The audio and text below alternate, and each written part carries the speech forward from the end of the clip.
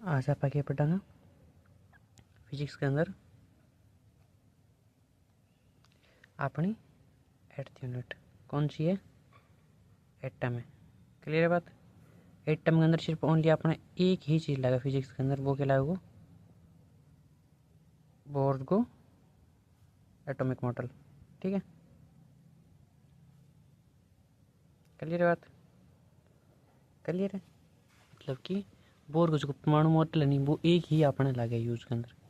ठीक है जी, परमाणु मॉडल तो बहुत जना दिया, आप केमिस्ट्री के अंदर पढ़ चुके हैं बैचेस पहला भी। ठीक है, लेकिन फिजिक्स के अंदर अपन ओनली फॉर एक बोहर नहीं ही पढ़ना है, क्लियरिटी। ठीक है, तो पहली चीज़ आप क्या पढ़ाना? क्या बोर पहली चीज़ कह दी? क्या स्थायी वर्ताकार कक्षा के अंदर खोज करी, कण करी, बोर करी, स्थायी वर्ताकार कक्षा कण करी, स्थायी वर्ताकार कक्षा जिन्होंने की क्यों कोष कियो, ऊर्जा स्तर नाम दियो। क्लियर बात?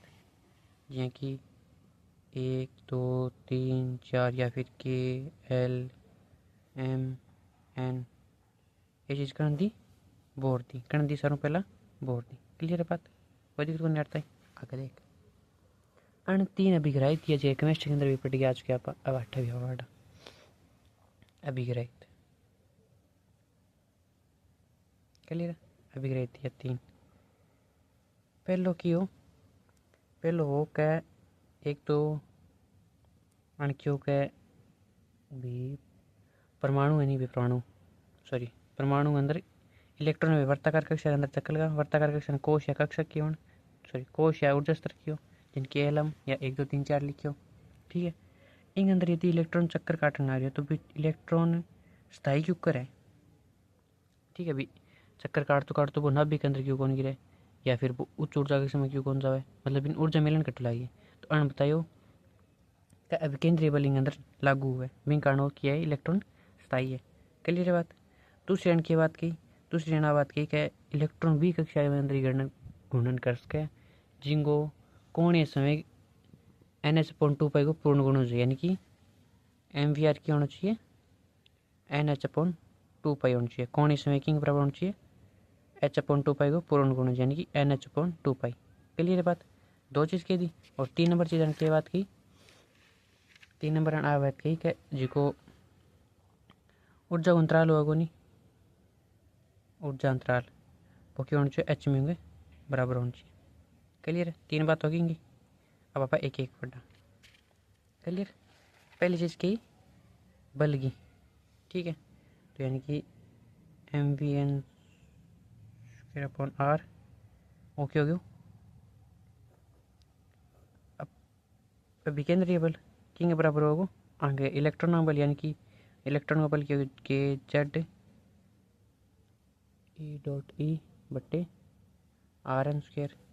ओ भी आर एन है एक वो एक कट गया बच्चों, MVN² बराबर KZE² बटे RN। क्लियर बात?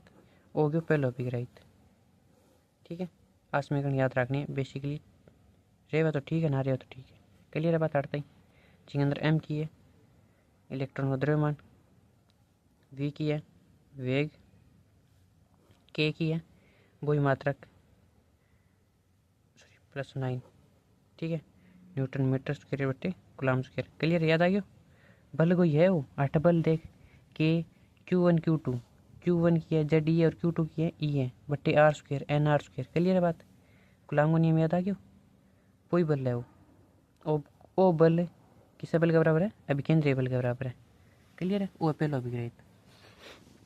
Z की है परमाणु क्रमांक, E इलेक्ट्रॉन, R की है त्रिज्या किसी कक्षा के विघ्न त्रिज्या। क्लियर है बात? ओके पहलो। सेकंड की होगा, सेकंड आप बात करें MVR होगा नहीं, वो NH/2 होगी। क्लियर है बात? और सेकंड हो गया, याद रख लीजिएगा। ठीक है, एक समीकरण ये याद रखनी है अपन। क्लियर हूँ। और 3 नंबर की होगा डेल E इक्वल टू की होगा Hμ, यानी कि E2 - E1 की होगा Hμ। और आप जाना म्यू बराबर की हुआ है C बटे लेमडा, तो 8 आज भी लिख सकता E2 - E1 is equal to HC बटे लेमडा। क्लियर है बात? ठीक है, ये चीज़ तो बहुत पहला भी पढ़ चुके हैं आप केमिस्ट्री के अंदर भी, अट्ठे भी पढ़ा दूसर पक्की होनी चाहिए अटता ही तो आते ही। क्लियर है, इतना कोई दिक्कत कोई नहीं अटता ही। ठीक है, अटते यदि कोई दिक्कत ना है तो अब एक चीज़ देख है E2 - E1 यानी कि ऊर्जा वो गैप हो गयो, डेली हो गयो यानी ऊर्जा गैप, ऊर्जा अंतराल वो किन पर डिपेंड करेगा? एक तो प्रकाश की चाल पर फिक्स होया तो, ठीक है, आवर्ती म्यू पर, ठीक है, और एक बटा व्युत्क्रमानुपाती किंग लेमडा यानी कि प्रकाश का तरंग दैर्घ्य पर।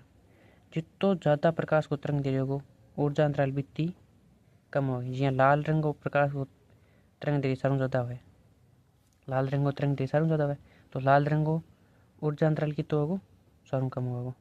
अब बात आ गई समझ में? ई तरीका प्रैक्टिक क्वेश्चन होगा, मतलब ई तरीका क्वेश्चन है उसके, सीधो क्वेश्चन आओगे तो ई तरीके पास काटूँ कै निम्न में से किसका ऊर्जा अंतराल का मान सबसे कम होगा? नीचे कलर डेड होगा वो, तो भी कलर के अंदर लाल को क्यों? क्योंकि लाल को लेमडा की हो सारू ज़्यादा होगा वो। क्लियर है बात? तो भी ऊर्जा अंतराल की हो कम। आई बात समझ में? ठीक है, कोई दिक्कत को नहीं आते। अब देख कुछ आगे मान वगैरह देखा, तिरछा सूत्र याद पड़ी है? सूत्र नहीं छोड़ो, मान याद पड़ी है? क्या लिखियो आप बड़े 0.529 इंटू n स्क्र बटे जेड एंगस्ट्रम, वो याद है? वो मैंने बड़े क्वेश्चन के अंदर बतायो जो बोर मॉडल पढ़ाया जो याद आ गया? ठीक है, इन अंदर देख आप यदि एंगस्ट्रम ना लेवा तो अड़के लगा देंगे 10 की घात -10, 10 की घात -10 n स्क्र बटा जेड, ओके हो गयो मीटर में। क्लियर है बात? कोई दिक्कत को नहीं। अब देख त्रिज्या कहीं पर डिपेंड करने लग रही है, n स्क्र पर, और व्युत्क्रम किंग है 1/z है। क्लियर है बात? यानी कि n की है कोषों की संख्या,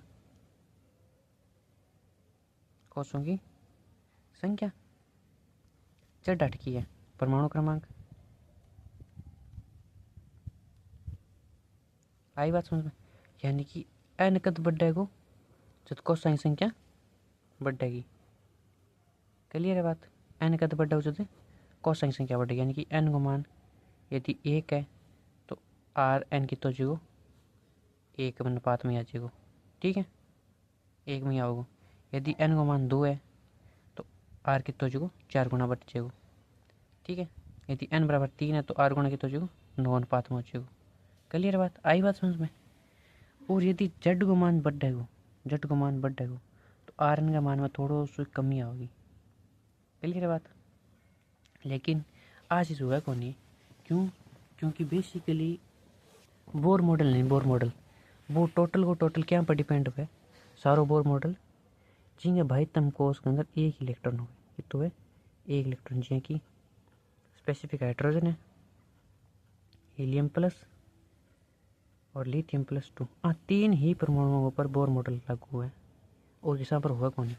तो तीन के अंदर ज़्यादा से ज़्यादा जेड को मान तो उसके 3 है, उसके हाइड्रोजन के लिए 1, हीलियम के लिए 2 और लिथियम के लिए 3। क्लियर बात? ठीक है, लेकिन आप स्पेसिफिक ओनली हाइड्रोजन के बारे में पढ़ना ज़्यादा से ज़्यादा। ठीक है, हाइड्रोजन का बोर मॉडल ये ही बोला आप। क्लियर है बात? तो हाइड्रोजन के बोर मॉडल के अंदर कितना जो आर एन बराबर कितनी होगी 0.529 इंटू n स्क्र और इंटू 10 की घात -10 8 लगाती हूँ मीटर। क्लियर है बात? डिपेंड क्या पर करेगी? ओनली कोसाइन की संख्या के ऊपर। आगे बात समझ में? क्या पर डिपेंड करेगी त्रिज्या? कोषों की संख्या पर। क्लियर है बात? क्या पर डिपेंड करेगी? कोषों की संख्या पर। ठीक है, यदि बाई चांस क्वेश्चन के अंदर हाइड्रोजन की जगह मतलब हीलियम दे दिया तो जेड के बराबर पर 2 रखांगा, लिथियम तो जेड बराबर नीचे 3 रखांगा, वो स्पेसिफिक क्या होगा केस हाइड्रोजन को। आई बात समझ में? क्या पर डिपेंड होगा? कोसाइन संख्या पर। यदि कोसाइन संख्या 1 है तो कितना जो उत्तर 0.529 इंटू 10 की घात -10 मीटर। ठीक है।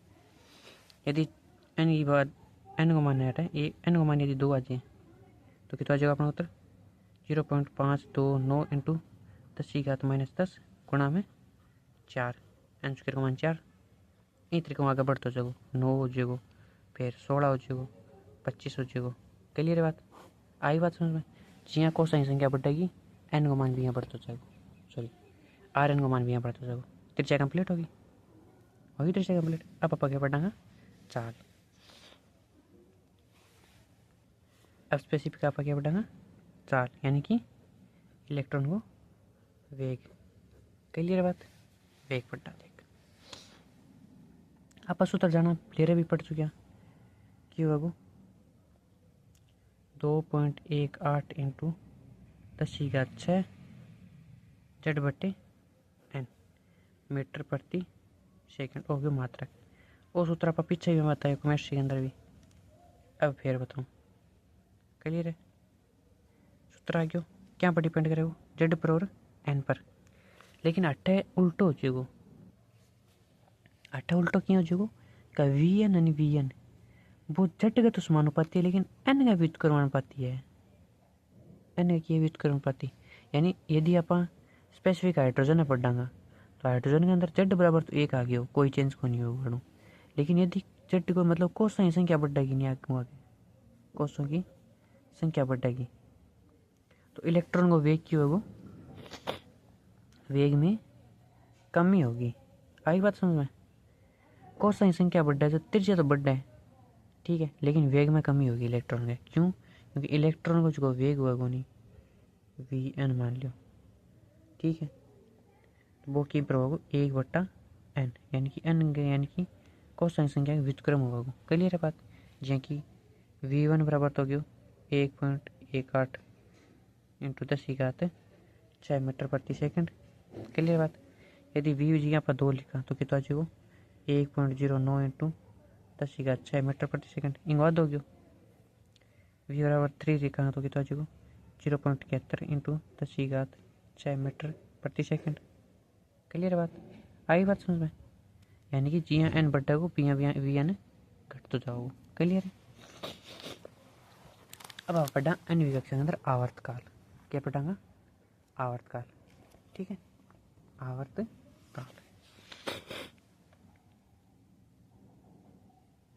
आवर्तकाल आप जाना भी आवर्तकाल किंग बराबर हुआ है आवर्तकाल हुआ है T is equal to 2 pi omega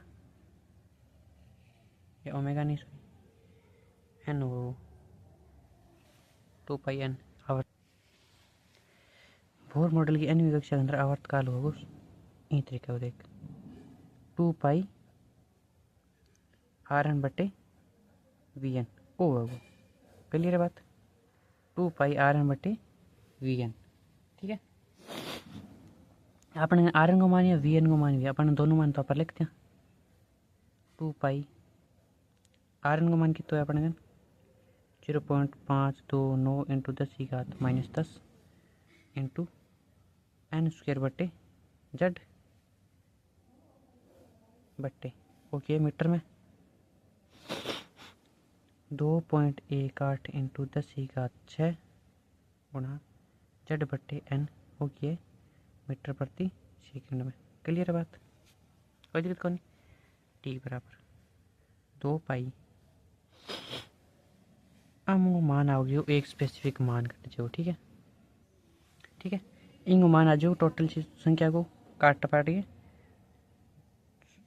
2.41 into 10⁻17 Z में कितनी बार केड़ो यदि इन तरीके संख्या तो दोनों गुणो और ऊपर लो गुणो तो ऊपर कितना गयो एन क्यूब नीचे क्या गयो जेड स्क्वायर और टाइम की आवर्तकाल यानी कि मात्रा क्या गयो सेकंड हो गयो बिया भी मीटर कट गयो और सेकंड नीचे नीचे है तो ऊपर ऊपर उठ जाएगा मात्रा क्या गयो सेकंड। क्लियर है बात। अब देख आवर्तकाल निर्भर किन पर करे मोटा मोटी चीज़ आप देखना आवर्तकाल उत्तर तो हो गयो वो ध्यान में रखना निर्भर करे एन क्यूब के यानी कि जिया कोसाइन संख्या बढ़ेगी बिया की होगो आवर्तकाल बढ़ेगा और व्युत्क्रमानुपाती किंग है एक बटा जेड स्क्वायर का, यानी कि जिया परमाणु क्रमांक बढ़े को आवर्तकाल भी की होगो घटे को।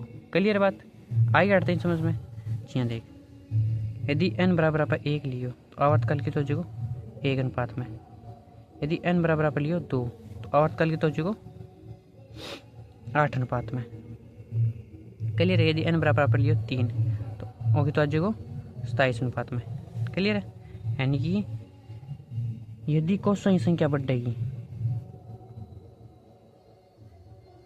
कोसों की संख्या बढ़ेगी तो आवर्तकाल की होगो कोसों की संख्या के घन रूप में बढ़ेगो। क्लियर है बात। और यदि परमाणु क्रमांक बढ़ेगो तो आवर्तकाल घटेगो किया किस रूप में घटेगो, वर्गमूल के रूप में घटेगो। क्लियर है बात। स्क्वायर रूप है तो वर्गमूल के रूप में घटेगो। आई बात समझ में इतनी सिंपली आप आवर्तकाल पढ़ लियो। अब आप क्या पढ़ांगा, अन्य कक्षा के अंदर गतिज ऊर्जा। क्लियर है बात। अन्य कक्षा में गतिज ऊर्जा, ठीक है। तो आप जाना भी ई के यानी कि एनर्जी ऑफ काइनेटिक एनर्जी, और एन विकक्षा तो N is equal to 1/2 m VN square आई होगी। ठीक है,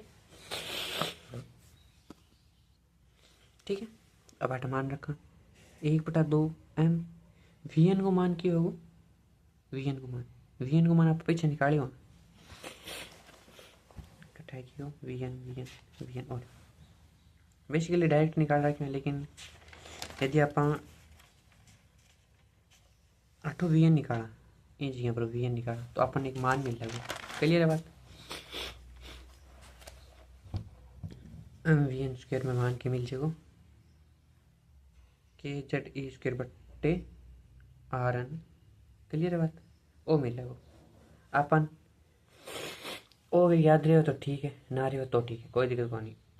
क्यों आगे गतिज और स्थितिज और कुल ऊर्जा तीन ऊर्जा में संबंध हो वो मेन याद रखना है। ठीक है, आई बात समझ में। आ क्या हो जाएगी गतिज ऊर्जा कितनी 1/2 m, सॉरी m नहीं आएगा क्योंकि MV स्क्वायर है ना, बिंगो सारो कट्ठो अपन संबंध मिल रही पिक्चर में। और MVN स्क्वायर के बराबर के लिखियो अपन जेड ई बटे RN। क्लियर है बात। पहला भी ग्रेड पढ़े अपन बट्टे आज देख ले पहला भी ग्रेड के अंदर तो अपने क्या जो के जेड ई स्क्वायर बटे RN। क्लियर बात। और क्या होगी गतिज ऊर्जा। अब आपका क्या पता स्थितिज ऊर्जा। स्थितिज ऊर्जा बेसिकली एक तो मेन और चीज है ऋणात्मक होगा हमेशा, क्या हो गया नेगेटिव होगी।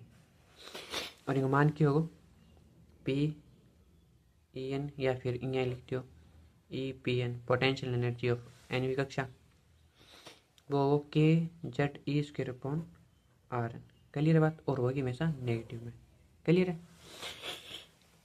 और आगे होगी गतिज ऊर्जा की आधी, सॉरी गतिज ऊर्जा की दोगुनी, गतिज ऊर्जा की दोगुनी की होगी स्थितिज ऊर्जा। क्लियर है बात। आई समझ में। अब आप देखा कुल ऊर्जा, तो कुल ऊर्जा की होगी के प्लस पी यानी काइनेटिक और पोटेंशियल जोड़ा पाई हुई कुल ऊर्जा तो कितनी आ जाएगी बाकी कितनी 1/2 के जेड ई स्क्वायर बट्टे RN माइनस प्लस सॉरी जोड़ा और 8 के माइनस के जेड ई स्क्वायर बट्टे RN। क्लियर है।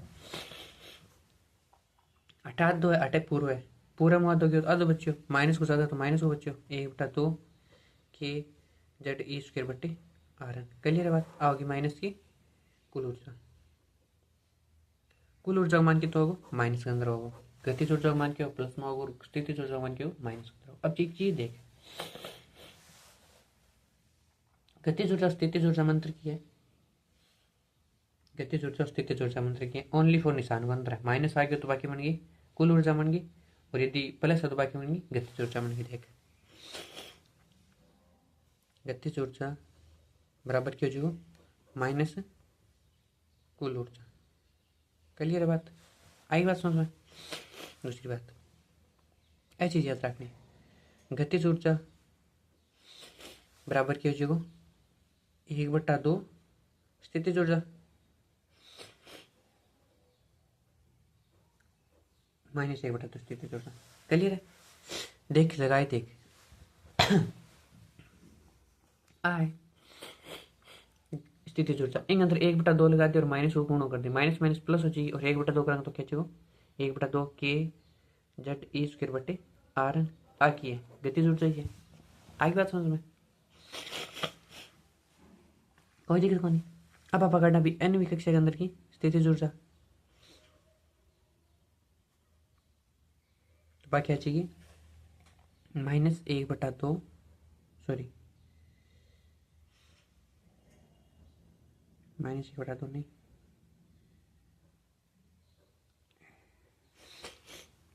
पहले तो आ जाएगी -2 इंटू गतिज ऊर्जा यहाँ भी निकाल सका है या फिर +2 इंटू कुल ऊर्जा। क्लियर है बात? गतिज ऊर्जा क्या निकाल सका है कुल ऊर्जा का क्या माइनस निशान लगा दिया तो गतिज ऊर्जा बन जाएगी। यदि स्थितिज ऊर्जा के अंदर माइनस और 1/2 करते हैं तो गतिज ऊर्जा बन जाएगी। क्लियर है बात? यदि गतिज ऊर्जा -2 गुणों करते हैं तो स्थितिज ऊर्जा बन जाएगी। यदि आपने कुल ऊर्जा दे दी और +2 गुणों कर देंगे तो स्थितिज ऊर्जा बन जाएगी। क्लियर है? कुल ऊर्जा क्या काटेंगे भाई बात कुल ऊर्जा काट लिया वाले गतिज काटा अपन गतिज मिलड़ी है तो आप क्या करते हैं माइनस गुणों कर देंगे। ठीक है? और स्थितिज मिलड़ी है तो 1/2 गुणों करते हैं। आगे बात समझो तीनों। क्लियर है? गतिज गतिज निकाल सका स्थितिज निकाल सका कुल निकाल सका अलग हो अपने कुल ऊर्जा होगी तो आप माइनस गुणों करते ही गतिज बना देंगे। स्थितिज होगी तो -1/2 गुणों करते ही गतिज बना देंगे। ठीक है? यदि अपन गतिज ऊर्जा दे रही तो -2 गुणों करते ही स्थितिज ऊर्जा बना देंगे। यदि अपन कुल ऊर्जा दे रही होगी तो +2 गुणों करते ही स्थितिज बना देंगे। फिर अपन यदि गतिज ऊर्जा दे रही है तो फिर -2 गुणों करते ही कुल ऊर्जा बना देंगे। यदि स्थितिज दे रही है तो 1/2 गुणों करते ही कुल बना देंगे। क्लियर है बात? कोई दिक्कत को नहीं आता है।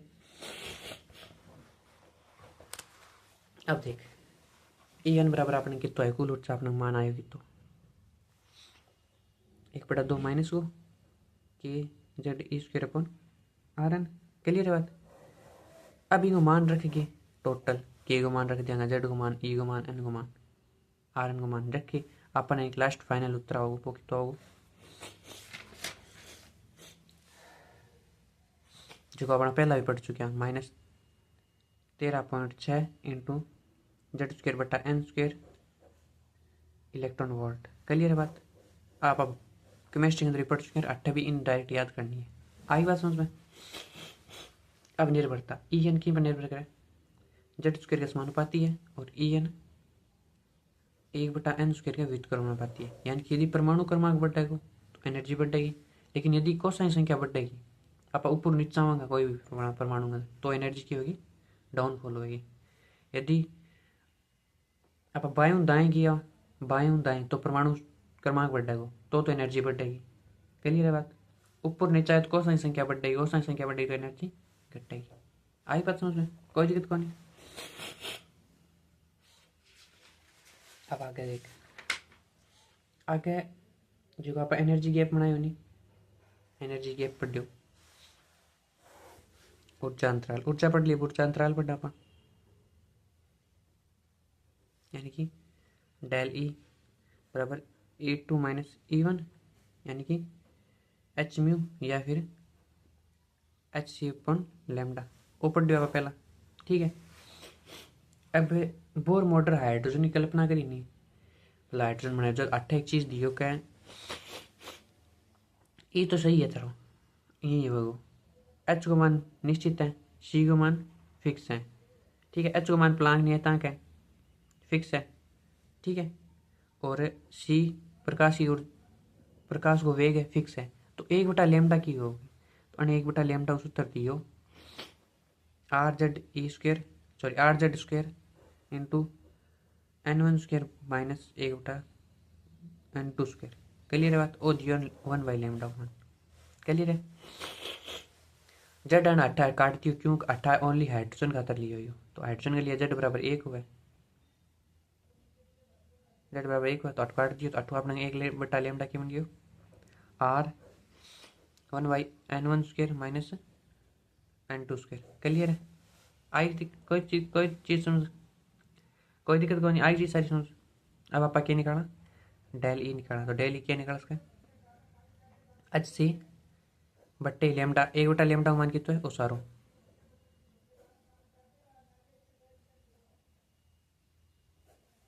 आई बात समझ में? हो गयो ऊर्जा अंतराल गैप, वो डायरेक्ट सूत्र याद करना है। बाकी आठू क्वेश्चन यहाँ को नहीं आएगा, आठू क्वेश्चन डायरेक्ट लिखेड़ा पड़े, बे लिखेड़ा सारणी बे सारणी याद करनी। क्लियर है बात? अब एक चीज देख के स्पेक्ट्रम तो याद होइला भी, हाइड्रोजन में स्पेक्ट्रम की पहली की है लाइमन, दूसरी की है बामर, तीसरी है पास्टन, चौथी की है ब्रैकेट और पांचवी की है फुंड। क्लियर है बात? लाइमन की n1 को मान कितना होगा 1, n2 को मान कितना होगा 2 ज़्यादा, बामर के लिए n1 को मान कितना होगा 2, n2 को मान कितना होगा 3 ज़्यादा, पास्टन के लिए n1 का मान 3, n2 का मान 4 ज़्यादा, 4 या 4 ज़्यादा, 4 साइड आएंगे अंदर। ब्रैकेट को मान n1 को मान 4 और n2 को मान कितना हो जाएगा 5 प्लस, फुंड के अंदर n1 को मान कितना हो जाएगा 5 और n2 को मान 6 प्लस। आई बात समझ में? n1 n2 है जी स्पेक्ट्रम ही रेखा है, ऊर्जा पागी उच्च ऊर्जा कक्षक में ऊर्जा मतलब पहला हम दूसरे में जा सके, दूसरा मुड़ के पहला हम वापस आ सके। आई बात समझ में? पहला हूँ छठा में जा सके, n2 को मान 8 6 तक भी पूछ सके, 7 कितने में जा सके। क्लियर है? आई बात समझ में? आई चीज। अब एक चीज हुआ क्या जी की लाइमन हो नहीं लाइमन, देखो n1 को मान 1 और n2 को मान कितना है उसके 2 प्लस में, 8 जो अपन स्पेक्ट्रम मिला वो मिला पराबैंगनी स्पेक्ट्रम, पराबैंगनी स्पेक्ट्रम मिला। क्लियर बात? याद रह चाहिए। बामर के अंदर मिला अपन पराबैंगनी और दृश्य प्रकाश दोनों, पराबैंगनी में मिलेगा और सागे दृश्य यानी कि विजुअल लाइट में मिल जाएगी दृश्य प्रकाश। क्लियर बात? यानी इन अंदर अपना चीका 7 रंग वानी बे 7 रंग 8 8 मिलेगा अपन बामर के अंदर। तीसरा पास्टन, पास्टन के अंदर अपन क्या मिलेगी IR मिलेगी, इन्फ्रारेड स्पेक्ट्रम यानी कि अवरक्त। आ चीज याद रखनी है, अवरक्त तरंगा मिलेगी। ठीक है, इन भी अवरक्त मिलेगी, 8 भी अवरक्त मिलेगी। क्लियर है बात? आंती नाम अवरक्त आओगी, लाइमन में पेरा पराबैंगनी आओगी और बामर के अंदर पराबैंगनी और दृश्य प्रकाश दोनों आओगी। क्लियर है बात? आई चीज समझ में? ये चीज याद रखनी क्योंकि 8 सीधो डायरेक्ट आओगे भी 5 तन के अंदर किसी स्पेक्ट्रम में रेखा हुआ है तो 5 तन के अंदर अवरक्त तरंगा हुआ है। क्लियर है? कोई दिक्कत को नहीं।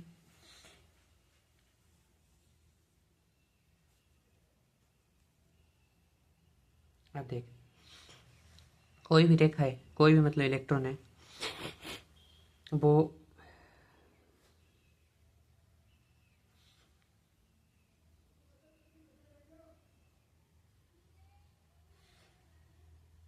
पहली में दूसरी जंप करे मतलब कि फर्स्ट टू सेकंड में जावे n1 हो n2 अंदर जाओ। क्लियर बात? n1 किन जाओ n2 अंदर उठ जाओ इलेक्ट्रॉन को साई संख्या पहला कोस दूसरा कोस में फूक गयो वो जंप करके एनर्जी पाके तो क्या हो जाएगा गैप कम हो जाएगा एनर्जी को, गैप क्यों हो जाएगा एनर्जी को कम यानी कि लेमडा मान घट जाएगा। ठीक है, लेमडा मान का घट्टा को सॉरी डेल्टा ई मान का घट्टा को ज़्यादा अपन लेमडा बदला को। आई बात समझ में? क्यों? क्योंकि डेल ई आप पढ़ लियो के बुकिंग हुए 1/लेमडा व्युत्क्रमण पाती हुए तो गैप घटी हुए फर्स्ट के अंदर तो लेमडा क्यों बदलो जो गैप घटी हुए। क्लियर है बात?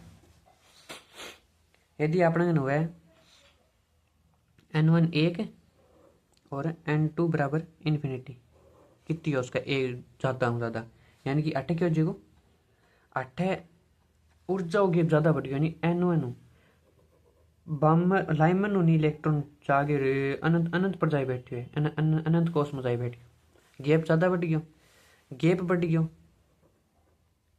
तो क्या हो जाएगा लेमडा घट जाएगा। आई बात समझ में? यही तरीका क्वेश्चन होगा, एक क्वेश्चन ध्यान में रखना है।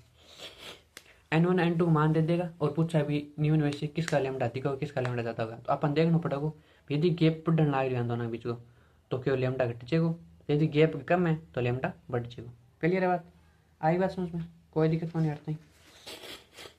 आगे मेरी दो सारणी बनाई है नोट्स के अंदर भी, सारणी एकदम बड़े तरीके से याद करनी है एज इट इज। क्लियर है,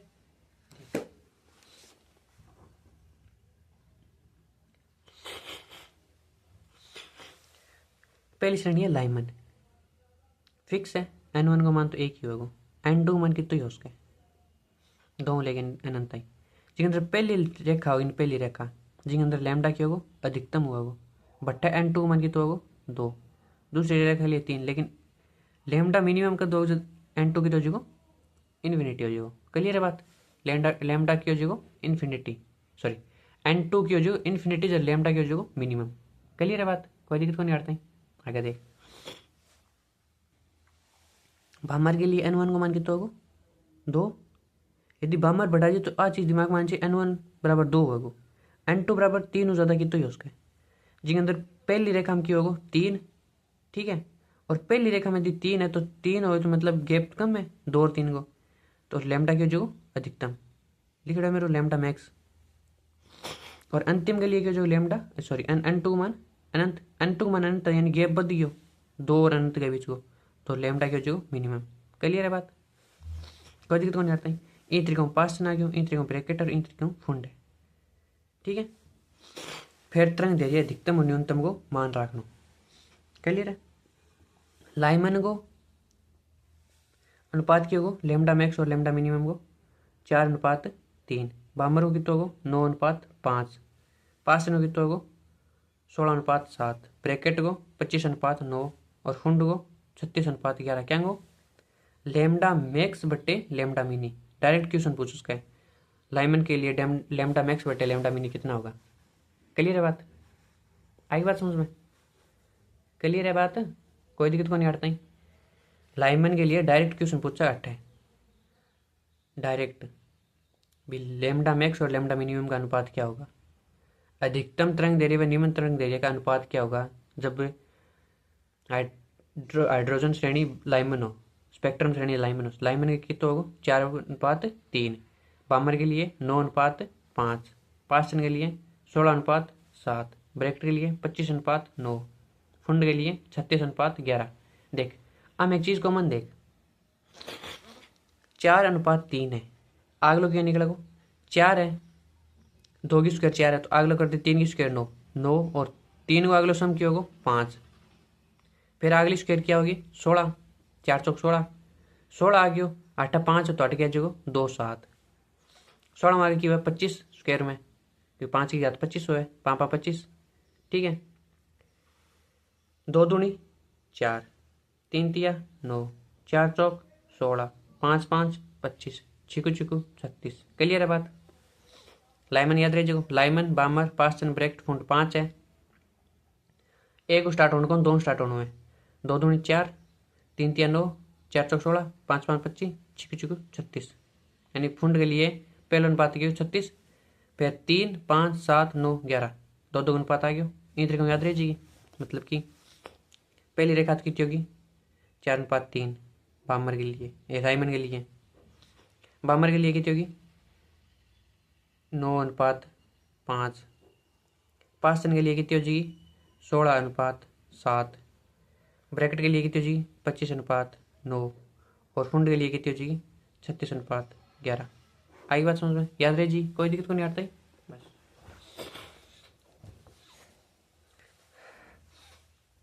कितनी संभावित स्पेक्ट्रमी रेखा हो उसके, स्पेक्ट्रमी रेखा कितनी हो उसके, आज इसको सूत्र ओ है ओनली फॉर ये N2 बराबर 2 है अपने कन, तो 2 है तो N2 बराबर 2 तो स्पेक्ट्रम रेखा कितनी उसके अधिकतम 1 हो उसके।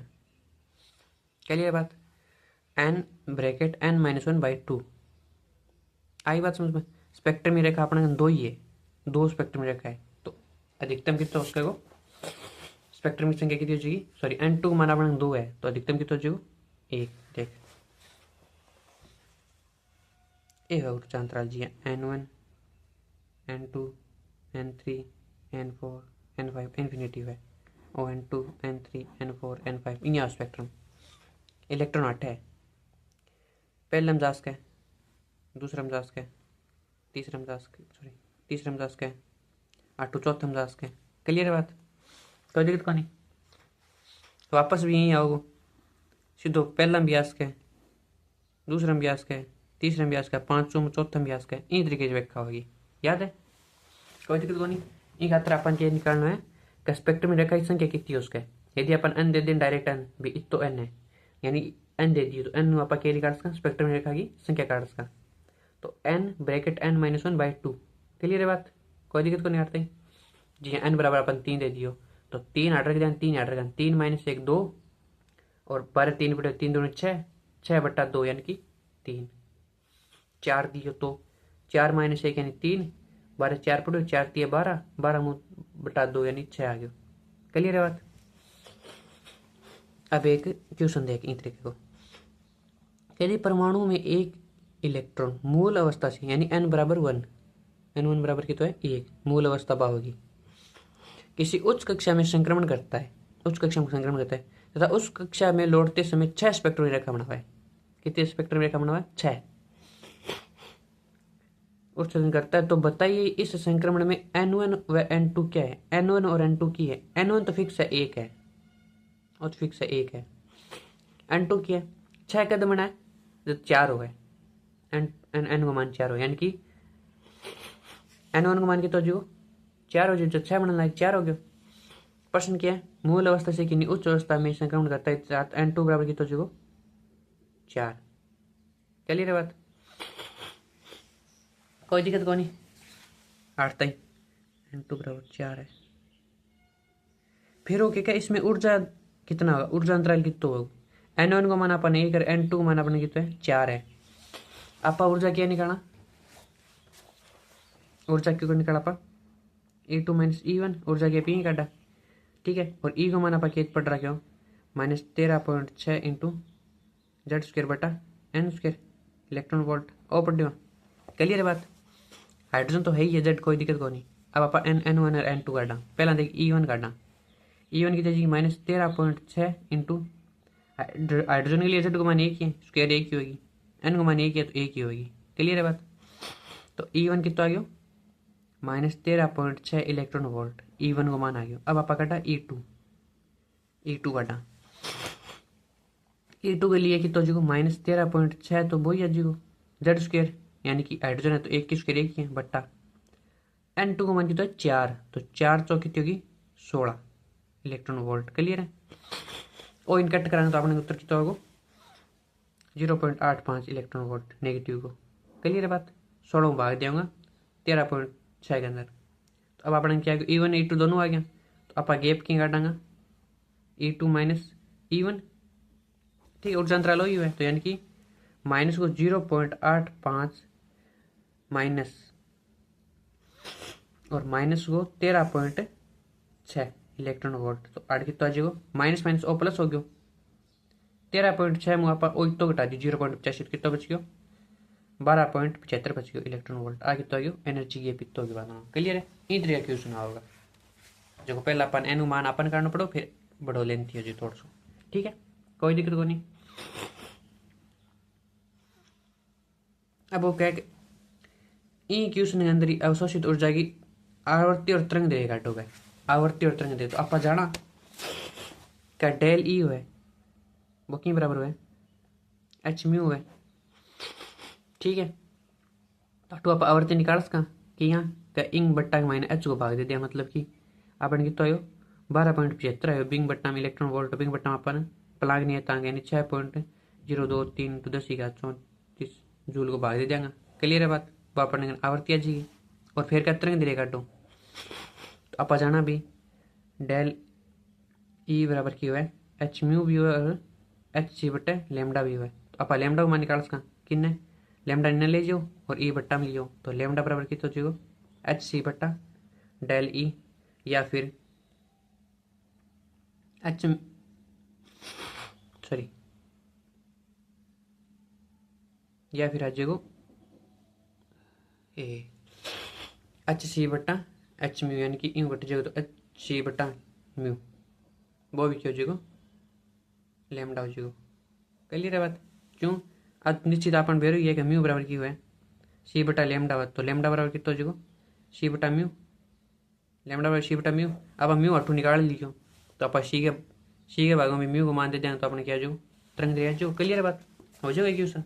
यही तरीका क्वेश्चन आओ, बस जल्दी से जल्दी जोड़ गुणा करना है और क्यों कौन करना काटा बाटी जी आवे बी तरीकों करते ही उत्तर अपन करना पुगना है। क्लियर है। फिर पढ़ेंगे अपन बोर मॉडल की कमियां, बोर मॉडल की कमियां। बेसिकली एक चीज़ और ध्यान रखिए क्या एच सी दोनों की है फिक्स वैल्यू है, एच सी दोनों की है फिक्स वैल्यू। एच को मान प्लांग नहीं है फिक्स और सी को मान फिक्स है, मतलब आन दोनों गुणों की हो फिक्स रहेगा हमेशा। डायरेक्ट याद रखना है 12,400 इलेक्ट्रॉन वोल्ट वो जो एच सी को मान क्यों जो 12,400 इलेक्ट्रॉन वोल्ट एंगस्ट्रम वो क्यों जो एच जी को मान एच सी को मान। यदि आप इन्हें एंगस्ट्रम में ना रखें नैनोमीटर में रखेंगे तो 1240 इलेक्ट्रॉन वोल्ट नैनोमीटर। क्लियर बात। ये दोनों मान एज इट इज याद रखना है क्योंकि उसके अंदर बहुत ज़्यादा सहायता करा। क्यों क्या यदि अपन लेमडा निकालना होगा नहीं एनर्जी गैप हूँ आप एनर्जी गैप हो लेमडा निकाले तो ऊपर ऊपर की एच सी है, एच सी फिक्स वैल्यू है, इन गुणों फिक्स है 1240। तो यदि आप 1240 रखेंगे नहीं इलेक्ट्रॉन वोल्ट है नैनोमीटर के अंदर तो अपना उत्तर जल्दी हो जाएगा। अपन के कौन करना पड़ेगा 6.023 गुणा में 3 × 10⁸ वो गुणों कौन करना पड़ेगा। ये गुणों मान डायरेक्ट है ये दोनों वो एंगस्ट्रम के अंदर है वो नैनोमीटर के अंदर है। यदि अपन